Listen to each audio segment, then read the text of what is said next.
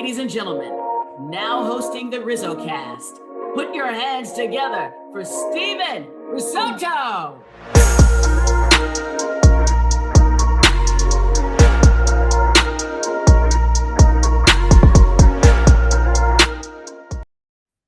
What is happening, everybody, and welcome. This is episode number 136 of RizzoCast. I'm Steven Risotto, and we are also joined today by a very special co-host for this episode. It is Brennan. You might know him on Twitter at Bay Area Brennan. Brennan, what's going on? How's it going? Doing great. Really excited to be on this episode. Yeah, no, this should be an awesome episode because we are joined by a now international baseball legend. He's the kind of the voice of international baseball at this point in time. He called some games for the WBC, and he's joining us here now. It is Tyler Maun. Tyler joins the show. Tyler, welcome. Thanks for coming on. I appreciate you taking a few minutes with us, I should say. How you doing? Yeah, absolutely, guys. Thank you so much for having me. This is I'm excited to be here.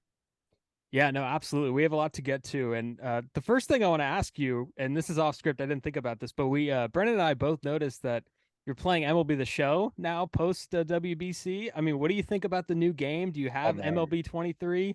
Give us kind of your first impressions. I'm a fan. I've only had it 2 nights. My last purchase of the show was 21, so I'm a couple years behind. But this, I've been like waiting around. Like I'm gonna get a PS5 at some point. I'm gonna do it, and then I finally decided to go for it this week. And what pulled me in to make me buy it this time around was the Negro Leagues feature, which is incredible. And I started that last night. I played all of Rube Foster's story. I figured I had to start with Rube Foster. He's like the father of the Negro Leagues and one of the most influential people in baseball history. And so that was awesome. And I don't know if I'm going to go, if I'm going to start like franchise mode next, or if I'm going to do March to October. I don't know. There's so many things.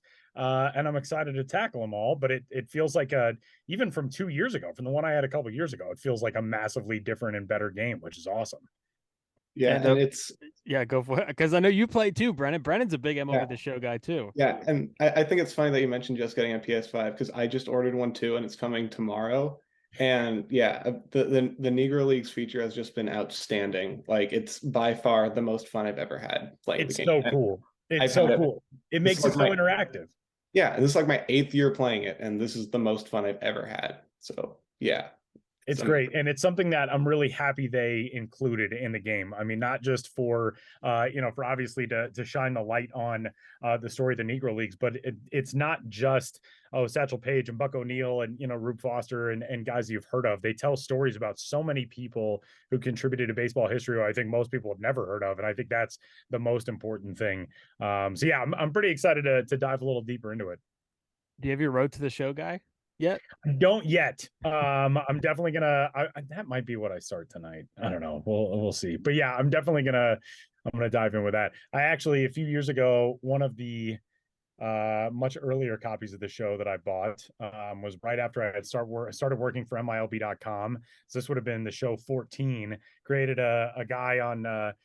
For Road to the Show, and I got drafted by Cleveland, and I ended up striking up a Twitter friendship with the Columbus Clippers due to that, because I tagged them in my tweet that I had been drafted in that organization, and then I actually ended up making like real life friends with the guy who runs the Columbus Clippers Twitter account because of that. So the show brings everybody together. It's great. That's really awesome. Yeah. So we had to start with MLB The Show. I had to get that out of the way. I know we didn't really prep for that, but I saw the tweet and I couldn't resist. So you had the chance to call the WBC, as we mentioned kind of in the intro, for MLB. I know it was kind of an international feed that was on Fox Sports 1. I mean, how did that opportunity come up? Because it seems like such kind of a big opportunity, and the other play-by-play announcers that called it were very established and household big league names. And then, you're there with Ryan Rowland Smith. So how did you kind of get involved with that? Yeah, it was pretty cool. It is sort of funny looking back on that graphic now and seeing like, oh, nobody's heard of me. Everybody's heard of these other 7 guys on here. And I felt really lucky to be able to be part of that. My background, I've been in play-by-play since really 2009 was my first job in the minor leagues. I worked 4 years in the minors. In between that time, I went to Australia. I helped launch the Australian Baseball League as the media director for the team in Sydney. And then starting at about 2015, which is actually after I had left the minor leagues on the broadcasting side, I started doing some international baseball broadcasting work, just through, contacts that I had made when I was living in Australia. And I got tied in with the World Baseball Softball Confederation, WBSC, which is the international governing body for baseball and softball. So it's essentially the equivalent of FIFA. That's how I always describe it to people. Everybody knows FIFA. People are a little bit less familiar with FIBA for basketball, or the IIHF for hockey, or WBSC. But since 2015 for them, I've done their two flagship highest level tournaments. So the tournaments that they have with pro guys, which is called Premier 12, and then World Cup events for the U23, U18, and U15 levels, as well as the Women's Baseball World Cup, which is very important to point out. It is women's baseball. It's very fun baseball. Everybody I tell that to says, "Oh, softball?" No, it's women's baseball, and it's a fantastic event. And yeah, so I have been doing that broadcasting work for a long time, and then about 2 years ago, maybe just a year and a half ago now, I got in touch with Jim Small, who is the vice president in charge of MLB International and runs the World Baseball Classic. And really, I reached out to him to ask more about if there was additional international prospect coverage that I could do for part of my writing job for MLB Pipeline and MILB.com. And I happened to be in New York, and I met with Jim, and we hit it off, and kept the conversation going about the prospect stuff. And then I sent him an email and said, I'm hearing some rumors from international baseball people that I know, and this is early 2022, that the Classic might be coming back. And if so, there's going to be qualifiers. You know what the broadcast situation is for that. And he was like, yeah, I don't know. I'll check around. Let's, see about getting your name out there with somebody. And one thing led to another. And I ended up doing the qualifiers last year in Germany and in Panama with Ryan Roland Smith. And then they brought us back on for the main tournament for Pool A. And it was kind of shot out of a cannon. You sort of, in March, being the unknown broadcaster who gets to do that, you feel kind of like a 15 or a 16 seed in the NCAA basketball tournament who's making a run. And so that was pretty cool to get a chance to be part of that. Yeah, absolutely. And when I watched the games that you called in Taiwan, I mean, I couldn't really watch the ones where Chinese Taipei was playing because they were at like 3 a.m. here. But when I watched the replays of them, the thing that really stood out to me was the crowd atmosphere there. And, they got the chants going strong even when they're down by like 10. And it's in a stadium with like 20,000 people. You'd think it was like an arena of 50,000. But just what was it like to be in such an amazing atmosphere like that? It really was incredible. I mean, I've been lucky enough to do games in a lot of different countries and a lot of different venues. I've broadcasted games at the Tokyo Dome, and I've done, some packed houses in Mexico and in Panama and some other cool places. But I don't think anything has compared to what it was like in Taiwan for those games, and especially for the games when the home team was playing, because it was just something that you could tell those fans have been waiting so long for. They hosted a qualifier in 2013. For the Classic, but they didn't host anything for the 2017 Classic.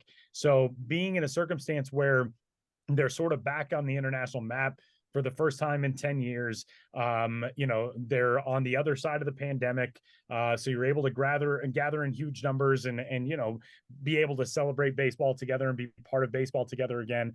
That was incredible. But just, like you said, you pointed out, we had a game early on where they were just getting whacked by Panama. They were down, I think 11-1 at one point, or 12-2 at one point. And they got a home run to stave off the early termination via the 10-run rule. And that ballpark went from 0 to 100. It wasn't a gradual ramp up that you would have in, a late July game, in Denver or wherever. If you see a 10-run lead cut to a 7-run lead, those fans were right back into it exactly as they were at the start of each game. And it really was just something that made you so grateful to be alive and to be a baseball fan and to be somebody who got to take part in something like that. The energy in that stadium, for having 18,000 plus people there, it really did sound, you felt like you were at a college football game. It was, somebody told me later, there was a decibel reader at Intercontinental Stadium that when Yu Chang hit a grand slam against the Netherlands on the Saturday night, it hit 118. And that is, 118, it's, according to the CDC, you can experience hearing loss at 5 minutes of decibel levels of 118.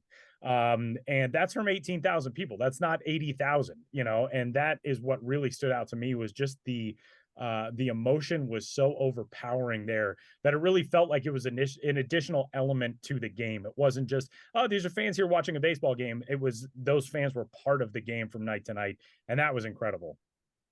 Yeah, I mean, I can't even imagine. And as you said, you've called international baseball all over the world, but I was wondering, like Taiwan specifically, not necessarily baseball, but what was like the biggest culture shock of being in Taiwan as opposed to other places you've gone for baseball? Yeah, it's funny because my very first international trip for broadcasting was to Taiwan, and I did games in Taipei, and I just remember um, you don't think of Taiwan necessarily as being the baseball country in Asia. You think of Japan, you think of Korea, and the amount of texts that I got from people that said like, "Man, I did not realize they liked baseball like that in Taiwan during the Classic" was super cool.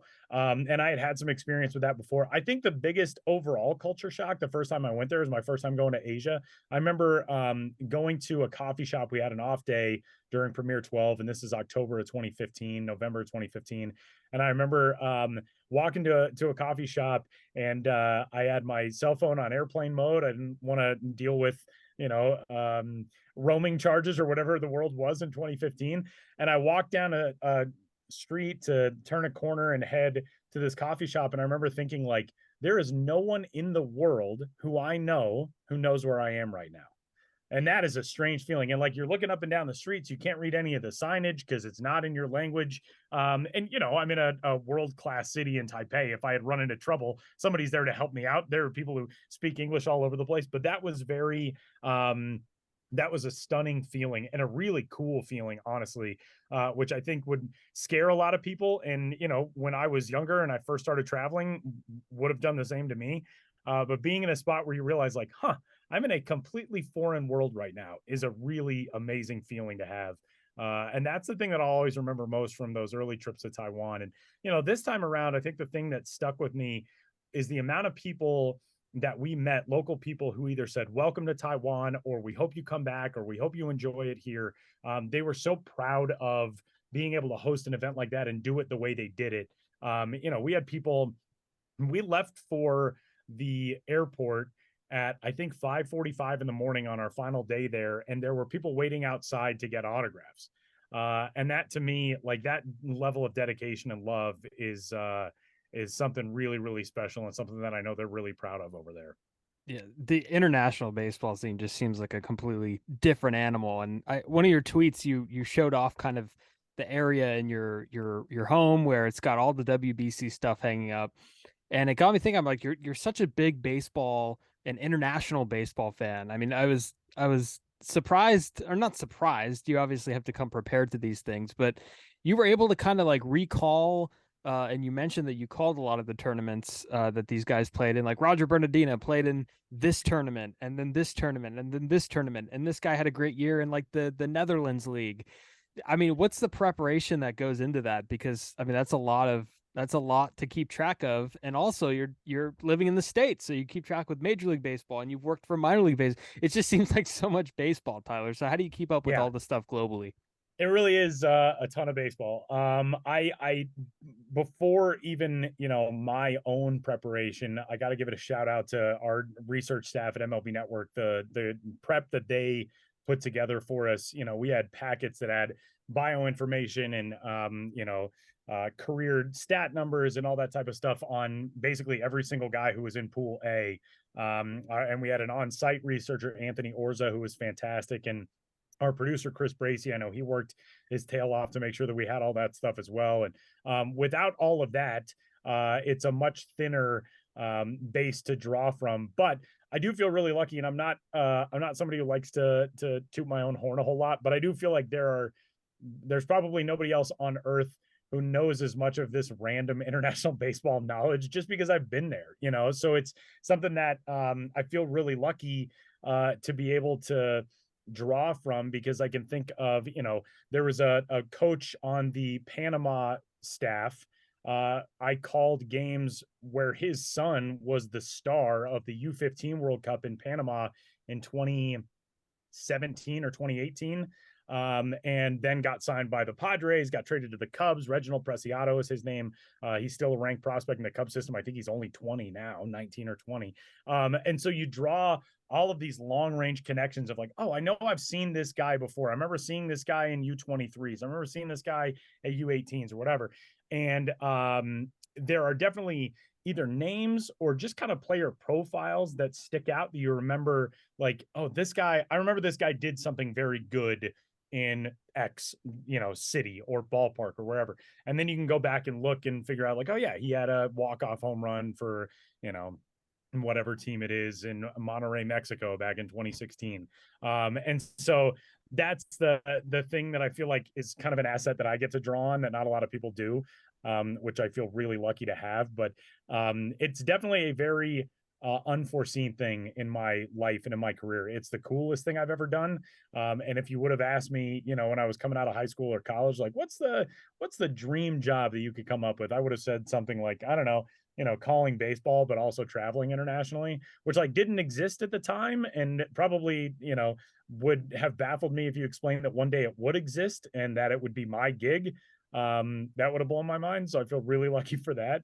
But the prep is the biggest thing. And the thing that I always try to remind myself of, especially for these events, a lot of guys in the World Baseball Classic to a lesser extent, because, most everybody who plays in the Classic has gotten some sort of big league, or not big league time, but affiliated time or professional time somewhere. But for U15s or U18s or U23s, or for the Women's Baseball World Cup, for so many of these players, this is the biggest stage that they're going to reach. And for their parents, for their family members, for their friends back home, you want them to have that moment. You want them to feel as though it's a big time thing. It's something that they should be very proud of, because they should. So that's the thing that I've always tried to keep in mind over the last several years doing this is, even when we've got clunker games or there's, weather issues or whatever, there are still people tuned in because this is very special to them. And you need to be able to reflect that forever for whoever they are tuned in to watch, whoever they want to cheer for. And that's something that I don't take lightly. And, I hope I've done an okay job for people and making those things some special memories for them. Yeah. It's so great. It's so great to hear. And so you called like I think all 10 of the Pool A games, I believe is how many there were. And I was wondering which of those was your favorite one to call? Yeah, man, that's a good question. It's so wild because we had Chinese Taipei play the first night, so they played Wednesday and then they were off Thursday, and they lost that first game on Wednesday against Panama. And then they came back on Friday and Saturday with back-to-back night games against Italy and the Netherlands.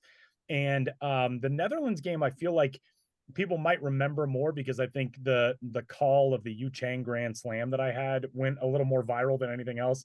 And that game was amazing. The game the night before, I think, may have been even better because it was so back and forth. And I actually just wrote a thing for Baseball Prospectus where I kind of talked about it, but it was a wave up and down. And, if you were going to look at the win probability graph, a team would take a lead and the other squad would bounce back. And yeah, it's just a roller coaster. And they ended up getting 3 home runs in that game. Siwei Lin hit one early. Yu Chang hit one to tie it at 7-7 in the 6th. And then Gungwan Gilligalau, who's my favorite name in the history of the world, he hit one to kind of give him some breathing room late, and they won that game. But I think that was my favorite because you could feel this like catharsis in the ballpark. Whereas day one, those fans were so charged up, the team was so charged up, and they just kind of laid an egg. Like they were flat that first game. Panama is really good. And the fact that Panama doesn't have to go back through the qualifiers again, I think is probably the note that got lost and everything in Pool A. But that is something that Panama should be really proud of. But for Chinese Taipei to come back and win that game on Friday, that was like, all right, we're in it now. Like this pool is wild at this stage. And then it just got crazier from there. But that game, it finished 11-7 and it was an over 4-hour game. And ordinarily, like if you talk to a broadcaster, they would say like, that's the last type of game that they want to call. But I thought that game was fantastic. And it was, it just set us up for the rest of the weekend in such a great way. Yeah, and a little side note about Gilligalau. I've seen his name for like so many years in like spring training games, and I've always wondered how the heck do you pronounce it. So thank you. When I was watching the games, I was like, finally, I know how to pronounce this guy's name. That's it. And it's funny because, and I feel really lucky because I have friends now in all of these different countries where I've traveled to do baseball. And Gilliglow didn't start that first game. He came in as a pinch hitter, and I took a picture of his name on our roster, and I sent it to one of my really good friends, Adam, who is from Taiwan, lives in Taipei now and speaks, I don't know how many different languages. He speaks English and Mandarin and Taiwanese and Japanese and all this other stuff. And I said, how do I say this name? And he just sent me a voice note, and he said it and repeated it. And I was like, all right, that is much easier hearing it than when I was looking at how it's spelled, because it's his Aboriginal name, which is fascinating. So many kids, you grow up in Taiwan, especially if you come from an Aboriginal family, you've got your given name, then you have your Chinese language name. And so many of these people also have English language names or Western names. So my friend, for example, he goes by Adam. Adam's not his name, but he goes by Adam Wong when he does, his international work and all that type of stuff. And for Gungwon Gilligalow, I think it's really cool. He went back home and said, like, no, I want to be known by the name that was given to me by my family. And I think that's really, really cool. And it's, I'll still walk around my house and just say his name randomly at times because it's so much fun. But that guy he was one of the really great storylines, and there were just so many of them throughout that whole pool. Yeah, absolutely. And you mentioned a few of Yu Chang's highlights, but I also want to know, what was your favorite one moment from Pool A? Yeah, I think that Yu Chang Grand Slam has got to be it. The night before, that game was incredible, but the Yu Chang Grand Slam, it's interesting because I remember my thought process through the entirety of that call. And I sort of recounted this to my producer after we got done. And we're, having a post Pool A beer, and we were talking about that moment. And I said, when it came off the bat, for the first few days in that tournament, I got dragged on social media for this. And it was actually very funny because the first home run we had was Xander Bogaerts hit one to left field. And in the day games, nothing was traveling to left field. There's a lot of wind that comes in and goes left to right constantly in that ballpark. And it's really pronounced. It's really bad in day games. And I remember Murray Cook, who is MLB's field guru, Murray texted me right before we started, and he was like, hey, just some background stuff on how this field plays. He was like, I'd be surprised if you get any homers to left in the day. I was like, all right. So the first couple of day games, we had nothing fly to left. And you would hear these balls just sounded mashed off the bat, and they would die at the warning track or in front of the warning track. So I made a comment about how Bogaerts was the first to left in a day game, and everybody made fun of me for it on Twitter, which was actually hilarious. But so I was very cautious with home run calls over the next couple of nights because balls still that seemed like they were hit hard, especially to left and to center, were not traveling that well. So when that ball came off of Yu Chang's bat on Saturday night, at the start of the call, you can hear I'm sort of down on it. I'm not sure that he got it all. It sounded loud, but everything had sounded loud at that point. And that's also like a very big credit to our sound people who had, amazing work with everything that we had around the plate area and all that. But I remember looking in the outfield, and it was Jurickson Profar in left and Roger Bernardina in center, and Profar wasn't even moving. And Bernardina was going back on it, but looked like he kind of knew that he wasn't going to have a play. And so in my brain, I still vividly remember having this thought, like, you have to pick this up because he may have gotten it, but you can't just go 0 to 100. You have to pick it up in stages. And so if you listen back to that call, I get progressively louder and more into it. And then at the last second, I had this secondary thought that was like, do I end this? Because my call is Yu Chang has done it again. And the thought was, do I end this going down or do I end it going up? And ordinarily, if you're on a highlight, you want to end it going down because that wraps up the call and, you know where to cut it if you're editing highlights on a radio station or whatever. But I decided to end it going up. And it worked really well because as soon as I did, the crowd exploded. And so it was almost like launching a firework. And then when I shut up, those people burst. And I don't know if I'll ever have a moment again like that in my life. I've gotten to call some really cool stuff. I've called home runs in the Tokyo Dome, and I've called, a college football game at my university when I was in school. We had 85,000 people there. And I don't know if I'll ever have a moment that's quite like that Yu Chang Grand Slam. That one's going to be with me forever. Yeah, me too, honestly. But I could talk about like the elements of calling baseball games all day, but like that normal people get songs stuck in their heads. I get baseball calls stuck in my head. And your call of the Yu Chang Grand Slam has just been running through my brain ever since it happened. I just That's wanted like the coolest thing I could have ever heard. So I appreciate that, Brennan. Yeah. That's awesome, man. Yeah. No, it's last night I got in a conversation with some people on Twitter about, baseball verbs and whether or not we're talking about and it was because actually my old employer, MLB Pipeline, they posted a highlight and said James Outman ripped a home run to the opposite field. And my first thought was like, you can't rip something to the opposite field. A rip is always pulled. And then we got into this conversation about like, okay, well, what does lashes mean? What does, lifts mean? And that was really cool because those granular elements of broadcasting are so fascinating to me. I got a text from Melanie Newman, the one of the broadcasters for the Baltimore Orioles, and she was like, this is so funny because I've been thinking about this so often recently, and I'm trying to get more descriptive in my words, and I'm very glad that I'm not the only person thinking like, oh, does that word apply to a ball hit up the middle? I was like, no, I go over this stuff in my head. Exhausting. But it's those are some of my favorite things to nerd out on. Slashed was one that I saw in the comments. Slashed. That's another one. Slashed, I always think of as going the other way. Mm-hmm. I always think of that as going like if you slash a liner, if you're a right-handed hitter, it's always going to down the right field line, But it's weird how things play like that. And for the Chang home run on a call like that, and you've had some big calls, do you fully grasp how big of a call it is in the moment, or do you have to go back and watch it a few times? Because I know I kind of figured that would be your answer for favorite moment because it is pinned on the profile. Yeah. So I mean that's a big deal. Whenever something's pinned on the profile, that makes it official. So does like the moment? Does it feel like a big moment in the moment, or do you have to like kind of wait on it a little bit and look at it after the fact? It's interesting because I'm trying to think of like a sports metaphor of what you could equate it to. It's you don't really it is, I guess, like hitting a ball well. Like you think, oh, maybe I got it, but you don't know until it's over. You don't, in Yu Chang's case, I mean, I'm sure he knew, but you don't know until it clears the wall that you actually got it. And I remember thinking when I wrapped up the call, I remember thinking like, okay, I think that was pretty good.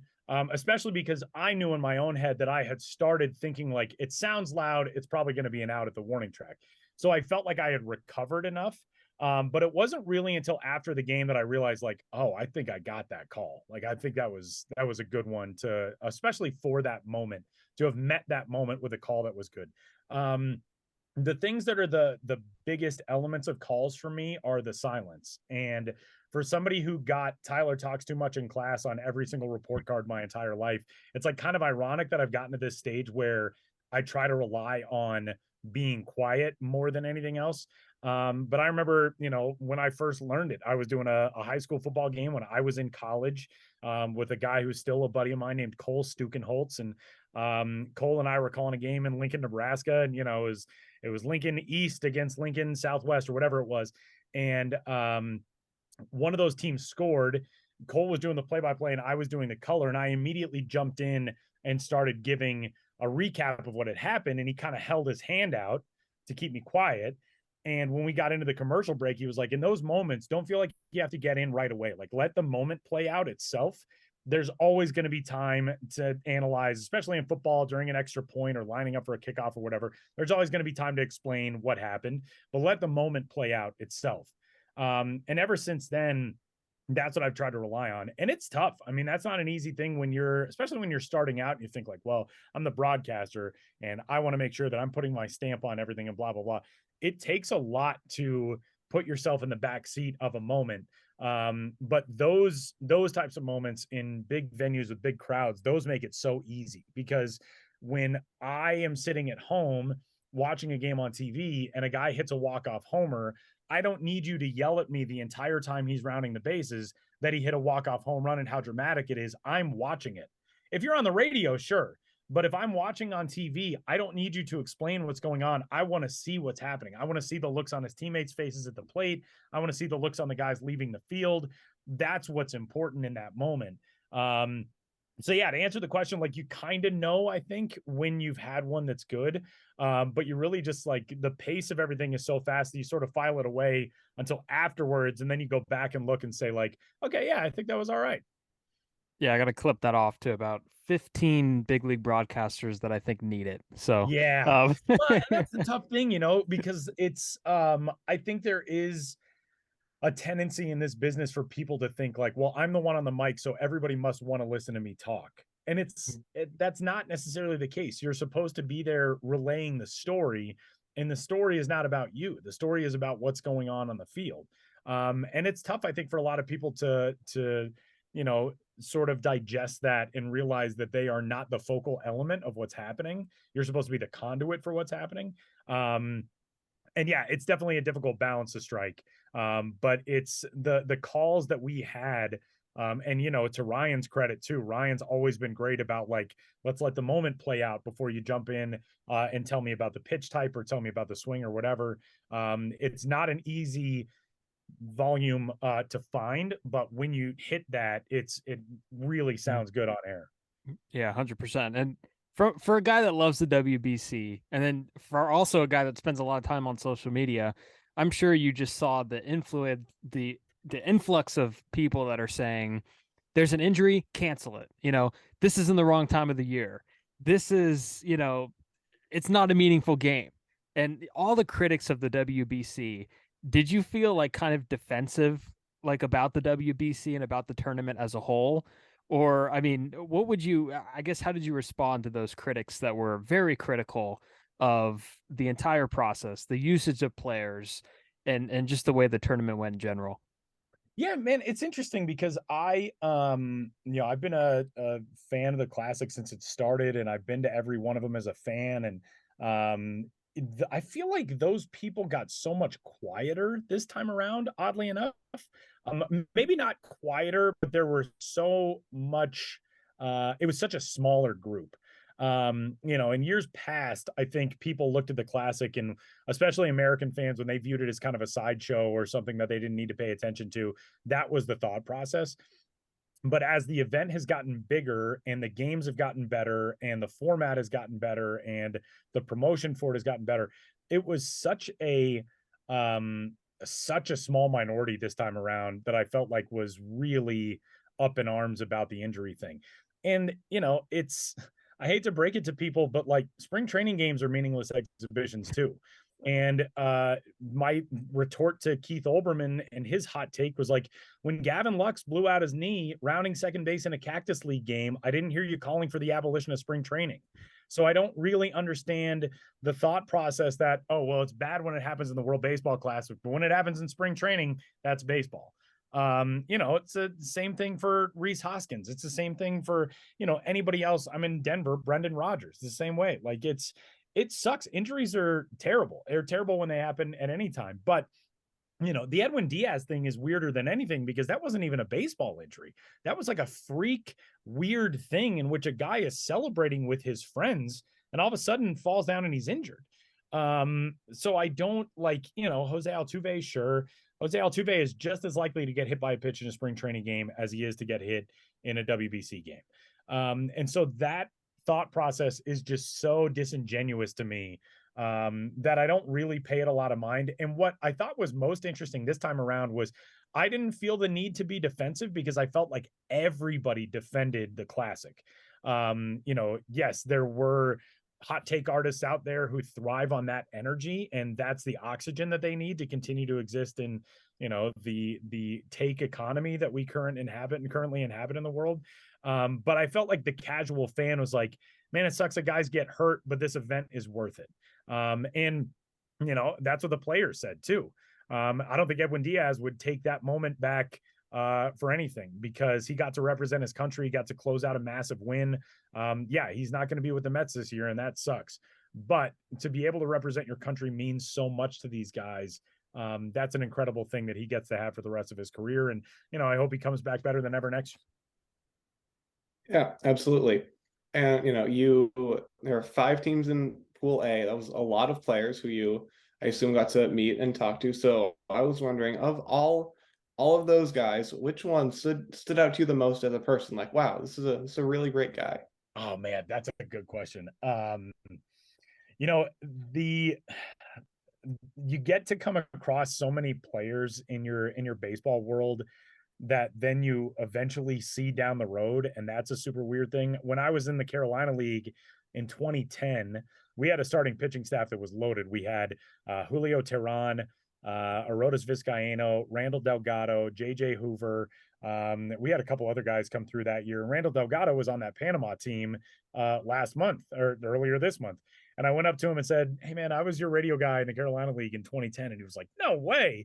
And, like vaguely recognized me. And we kind of had a conversation about that. And that was super cool. From that, I then heard from other players who I had been the radio guy for on that same team who were like, "Man, it's so weird watching this game and hearing you call Randall Delgado throwing pitches to Christian Bethancourt, who were both in the Atlanta organization at that same time."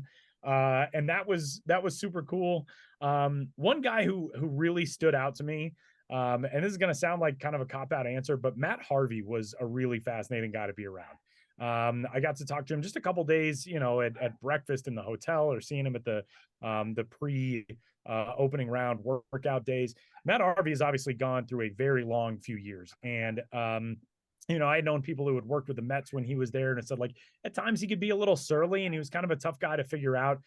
He could not have been more gracious or cooler to us. And I think he's been very humbled by the last several years, obviously not just from a baseball context, but there's been a lot of other stuff going on in Matt Harvey's life. To be able to see somebody like that come through some very difficult stretches of time and be on this side of it was really interesting.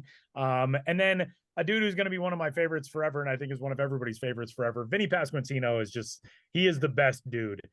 We had him on the Minor League Baseball podcast last year, and he immediately just charms the heck out of you. He's such an effusive, lovable guy. And then seeing him in person was the exact same way. It was like, oh, this is not BS with this guy. He's just a good dude. He was super cool. I mean, I could go through, every one of those rosters and talk about some of the guys on those teams. They were just so much fun to be around. And it was really cool to be in sort of, I think, the least heralded pool of the four that got the Classic started, but the one that ended up having the best baseball. I feel really lucky that I got to share that with a lot of guys who really deserved to have their moment in the spotlight. Yeah, definitely. And you kind of led me into this next question by talking about Matt Harvey, but one of my favorite things about the WBC is seeing guys who were retired from MLB like 10 years ago. And then like Roger Bernardina, like he retired before I even started watching baseball. I'm like, oh my God, that's Roger Bernardina. But is there any one specific player who you were like really surprised and excited to see because he hadn't like been around for a long time?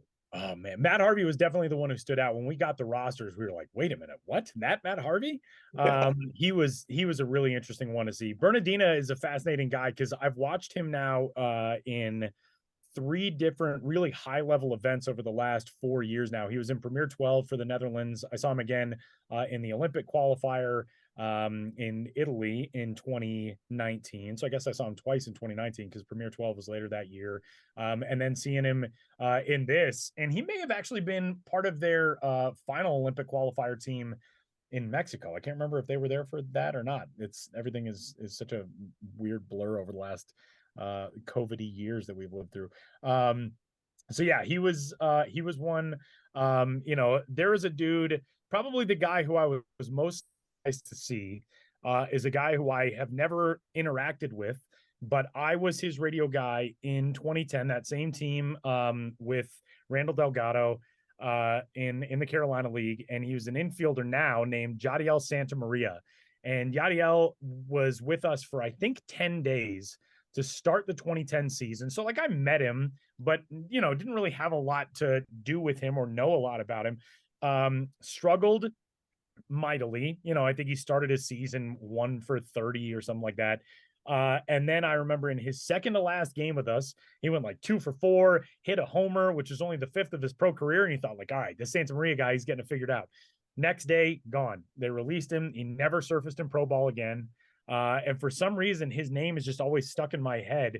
And then I'm looking at these rosters and I'm like, holy cow, this dude has not only continued playing for the last 12 years, but he's playing at a level where he's on a national team for the Classic. That's incredible. So that was super cool. I ran into another guy that I knew from my days broadcasting who was just in Miami as a fan, Ernesto Mejia, who played some time in the Atlanta organization. I think he was with the Reds for a little while as well. And then he went over to Japan, played 8 years over there. So I ran across him, just recognized him on the concourse at Marlins Park, which was very random. And yeah, you see these guys who are still, trying to hang on and trying to keep the sun in the sky, as Vince Scully would say. And that's fascinating to me to know that pathway still exists for these guys. And I think the Classic provides such a great venue and such a great stage for guys to be able to showcase, like, hey, I can still do this. I can do it at a high level. Who can give me a deal now to make sure that I can prove this in a professional context? That's really cool. Yeah, and the same goes for coaches too. Yeah. Some of the coaches' names too. That's pretty wild. Like Chris D'Onofrio was an Italy coach. Yeah, and he's a manager in the Rockies organization now. Yep. And you see all these guys now who are kind of finding their way into new roles via the international game. Liam Carroll is a guy who was the manager and the general manager of Great Britain's national teams for a long time. And he's got some American roots. I think he lives in the U.S. now. Well, I know he's going to live in the U.S. now because starting today, he's the manager for the Salem Red Sox, one of the A-ball affiliates in the Red Sox organization.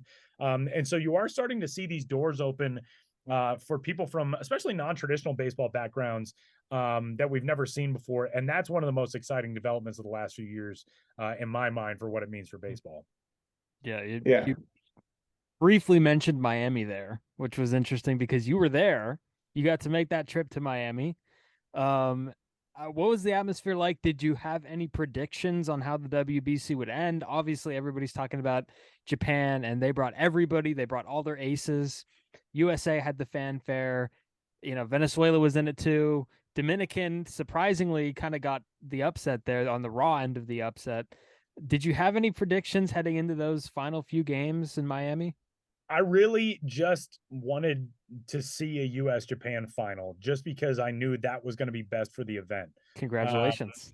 Yeah, I know. That was my kind of quiet hope, was that would be the climax for, it's already the best Classic ever. And if you could have the best matchup in terms of storylines, that's a good thing for television. It's a good thing for fans. It's a good thing for the future of the event. That Mexico team, I really did not think they were going to lose that game once it got late. They were pitching so well. They were making every single play. Randy Arozarena, I think, only ended up having 5 putouts that night. It felt like he caught 30 fly balls. Like, he was everywhere, and he's so much fun, and he was so great with the fans. He was so great with the media. If it would have been a U.S.-Mexico final, that would have been really cool too. But, even Cuba going in there with all the storylines around that team, that was fascinating. Japan bringing over, one of the greatest baseball teams ever assembled. They're fascinating in every tournament they enter, from the U12 levels on up. And so that was really the only thing that I was kind of quietly hoping for, was that you get the best possible matchup on the last day. But even, and I've had this conversation with so many people since, if you were to write a script and put Ohtani versus Trout in a 1-run game on a full count in the 9th inning with 2 outs, somebody would turn the script back to you and be like, come on, man, nobody's going to believe this. Like, it's just the most cheesy Disney Hollywood ending, but it happened in real life and we all got to watch it, and it was incredible. And the moments that I'll really take away, like, obviously watching Ohtani versus Trout is one thing, but the moments that I'll really take away are more, I think, the way I was able to experience it in a ballpark where I'd never been before, around fans I'd never been around before, especially watching the emotional reaction of fans in the Japan-Mexico game, because it was loud, it was raucous the whole time. And when Japan walked it off, we were in a section where we had tons of Mexico fans around us, but right next to us and right in front of us were fans who were obviously from Japan. They had traveled over, didn't speak English. And when that game ended, there were 2 guys next to us and 2 girls in front of us. The girls broke down sobbing.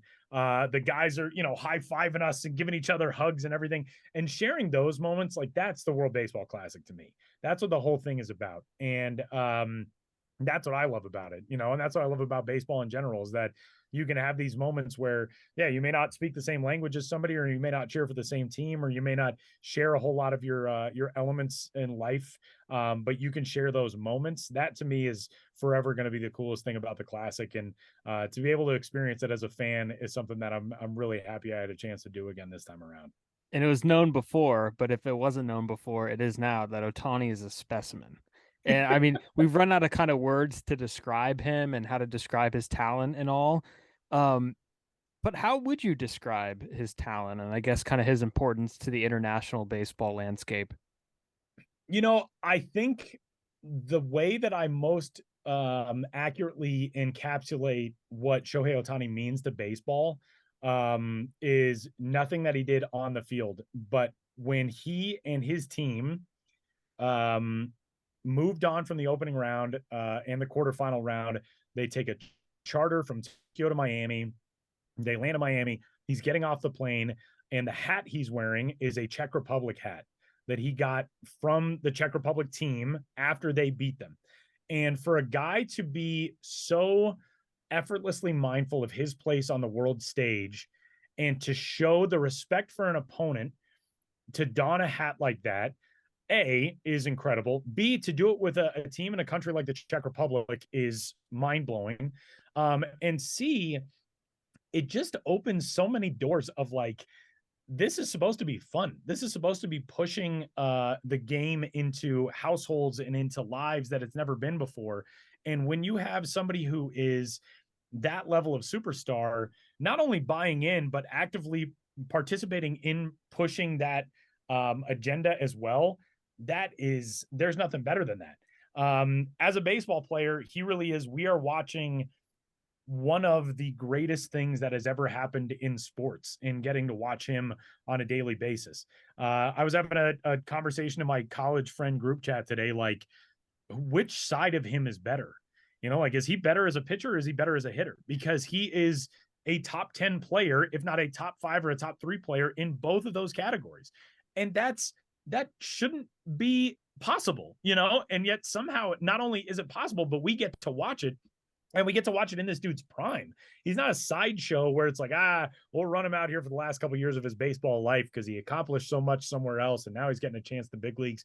Like, we get to watch this and watch one of the greatest athletes who has ever lived in our lifetimes. And that is a thing that I feel like we should all every day feel lucky for. And it's such an asset for Major League Baseball because you have the ability to develop your own stars and your superstars and your Mike Trouts and your Bryce Harpers and Tim Andersons and everybody else, but to have an international player who opens the doors the way Ohtani does, something entirely different. And it's just such a blessing for the game of baseball to have somebody like him. And yeah, it's I feel he has become the thing that I now flip to at the end of the night on MLB TV. If the game that I'm watching ends and I know the Angels are in the third, all right, I'll flip over and watch Ohtani for the rest of the night. And that's a pretty cool thing. Now, if they can just figure out how to get him to the playoffs, that would be even better. Yep. And so one of the very first things that that took center stage in the World Baseball Classic was a man with a horn in Taichung Intercontinental Stadium. And it seems like when I was on Twitter during that game, it was 50%, this guy is so amazing, I love this, we need more of this, and 50% kick him out of the stadium. So I was wondering, what were your thoughts on the horn guy as he's it's so funny. I did not notice horn guy until people started freaking out about horn guy on Twitter. And I don't know if it's just because I was trying to get into the flow, because that really was our first game. It was Cuba Netherlands was that first game. And I don't know if I was just trying to get into the flow of the broadcast. I was so excited to be back with Ryan. I'm doing the World Baseball Classic, something I've dreamed about forever. I don't think I noticed horn guy until I saw somebody had tweeted about it. And then I got a text from my fiance that was like, what is the deal with this dude with the horn? And then of course, once you notice it, you can't stop noticing it. But I think it's also because I've done so many of these events in places where people do blow horns all the time, or they've got the vuvuzelas or the old, the thunder sticks, You know, I had not really noticed, and then once I did notice, it was all I could hear. But you know, I loved it.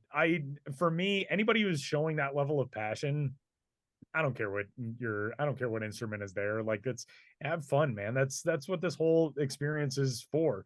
I get why it would be annoying to people. I certainly don't discount that, but any enthusiasm, any passion, any energy that people wanted to show in the stands, I'm all for that. Especially because it was very cool that night to get our first taste of what like an entire horn section was for the Chinese Taipei game. So that was even cooler. But yeah, I kind of liked Horn Guy. He was all right. We made some references to him on the broadcast. I know he had a t-shirt on from, I think, the U23 or the U18 Baseball World Cup. And somebody wrote a story about him. I think it was Matt Maun again for MLB.com. This dude travels to as many Cuba events internationally as he can. And I think that's awesome. And it's my hope that, you know, that inspires more people to do the same for whatever country they cheer for. And maybe bring like a less obnoxious instrument if you do it. Go for like a harmonica or something, you know. Yeah, I got to agree. I personally loved him. We're going to change gears for a little bit here. You have also called a lot of softball games. So what would you say is the biggest difference between calling baseball and softball? Yeah, it's been a while now since I've done softball, and it's interesting because I remember when I first did it, you kind of have the thought to yourself of like, oh well, the mechanics will be really similar, but it's not. And I remember talking with members of the USA women's national team for the Women's Baseball World Cup, and they compared it. A bunch of them said like saying baseball and softball are the same sport is like saying tennis and ping pong are the same sport. Like the principles might be the same, but everything about it is different. And I think the pacing of softball was what was the biggest change for me. You know, grounders on the infield don't take as long to develop. Pitches are much more difficult to react to. I feel like balls that are hit that, you know, when you're watching from a baseball standpoint, you think like, it's probably not going to get out. Those are like no doubt homers a lot of times in softball. It really is a completely different sport. And that's why it's kind of interesting that they are paired on the international sports landscape. Like, you know, if baseball's in the Olympics, softball's in the Olympics. Well, it's like, why isn't softball in the Olympics for men and women and baseball in for men and women? Because they are so different.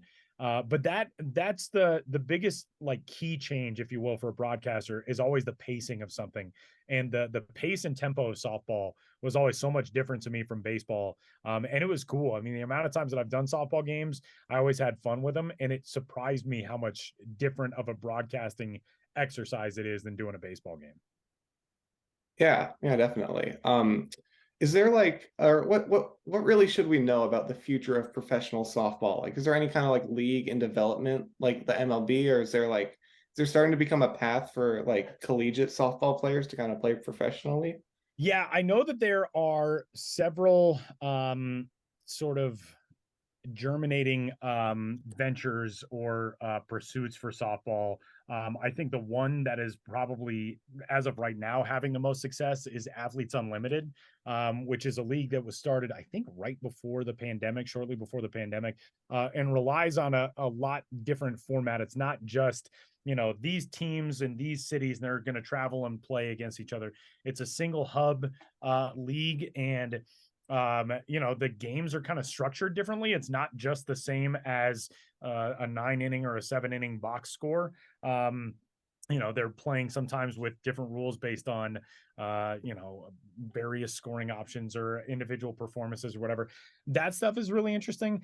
And I think there's also going to start being more pathways for softball players overseas. I mean, I know, you know, Japan, I think Korea, I know some of the Latin American countries, Puerto Rico, Venezuela, there are leagues there that have done well and have had success to varying degrees.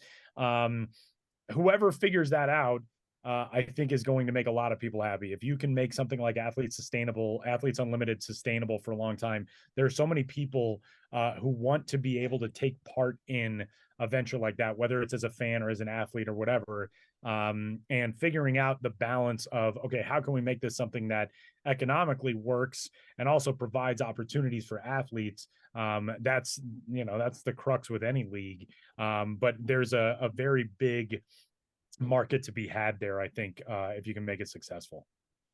Yeah, I'm definitely looking forward to seeing how that develops.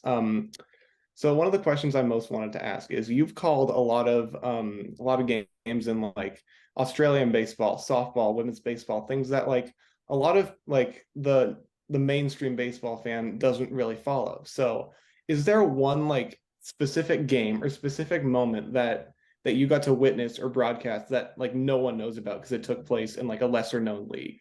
Yeah. Yeah. The U18 Baseball World Cup 6 years ago now, almost, in 2017, in Thunder Bay, Ontario. It's U18s is usually a pretty well publicized event because so much talent comes out of U18s. Like if you look back on that roster for U18s, it was loaded. Kumar Rocker was on that team, Tristan Casas, Nolan Gorman. I mean, that US team was stacked. And they played a game against South Africa. And it was moved to the alternate field in Thunder Bay. We had a lot of rain that week, and we're playing on this kind of almost like a backfield feeling sort of venue. And South Africa, I think, had lost its previous game, something like 22-2 to the Netherlands. And you're going in with a South Africa team that's playing a US team that had, I think, 9 future first round picks on it. And South Africa sends out this little left-handed pitcher. And I mean little, he was probably 5'6" and maybe 135 soaking wet. I mean, this tiny kid. And this little lefty, Mohamed Alo, whose name I will never forget. We're Instagram friends now.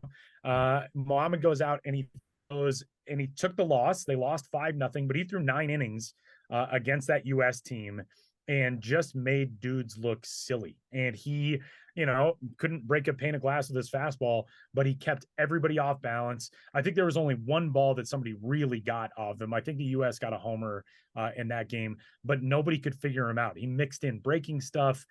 He spotted his things well. He just pitched to counts and pitched to hitters in a way that was sort of mesmerizing for that day. And I remember it's rare that you feel the need to like meet somebody that you see on a field.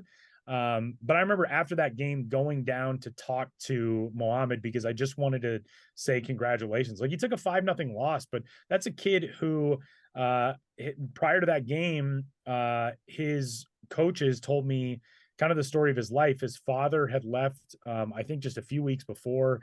And Mohamed basically said, like, if I come here and I pitch well, maybe there's a chance my dad sees me, and he came from a township, like, not a easy socioeconomic background, and a kid who obviously had faced a lot of challenges in his life. And he went out and held a lineup of future major leaguers to essentially basically nothing that day. And I'll never forget that. I mean, going down and seeing that kid and shaking his hand and like the way for him, that was game 7 of the World Series. Like he accomplished something in that event that nobody will ever be able to take away from him. And, I've seen him since in a couple other World Cups. He was on 2 different U23 rosters for South Africa. And I think now he's aged out. But that's one of my favorite baseball memories ever. And I'll never forget that day for as long as I live.